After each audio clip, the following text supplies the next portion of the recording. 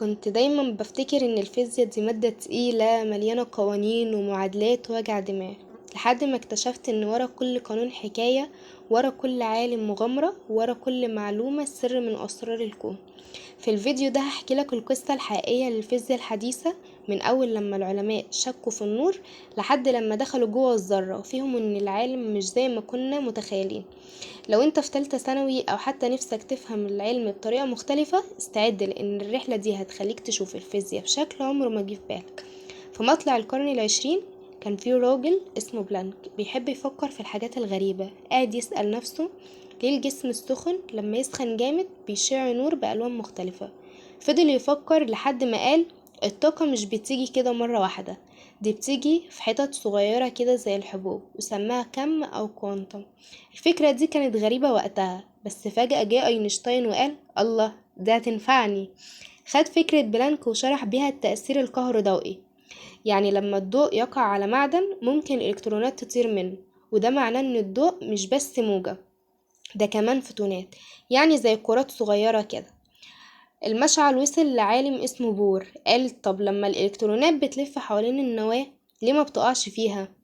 قالك الموضوع بسيط يا سيدي، هما بيلفوا في دواير اسمها مستويات الطاقة، ولما يطلعوا أو ينزلوا بينهم يطلعوا أو يمتصوا فوتون. كده بقى عندنا نموذج بور للذرة. اللي بعده كان دي براولي، جه وقال استنوا كده، ليه بنقول إن الموجة للضوء بس؟ مش يمكن الإلكترون كمان ليه موجة؟ وطبعا طلع فعلا إن الإلكترونات ممكن تتصرف كموجات.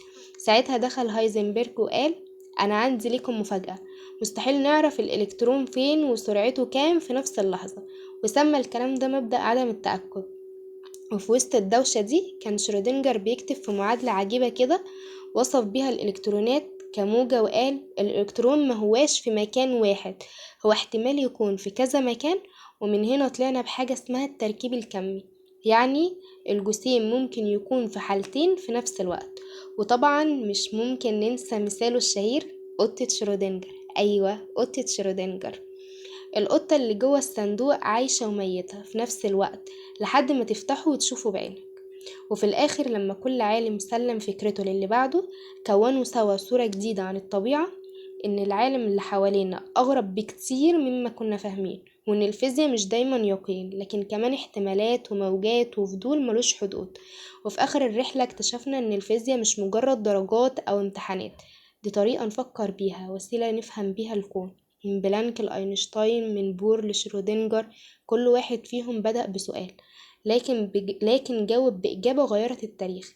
لو عجبتك القصة دوس لايك وسبسكرايب واكتب لي في الكومنتات تحب الرحلة الجاية تكون عن ايه، واستعد لسلسلة جديدة نحب فيها العلم بدل ما نهرب منه.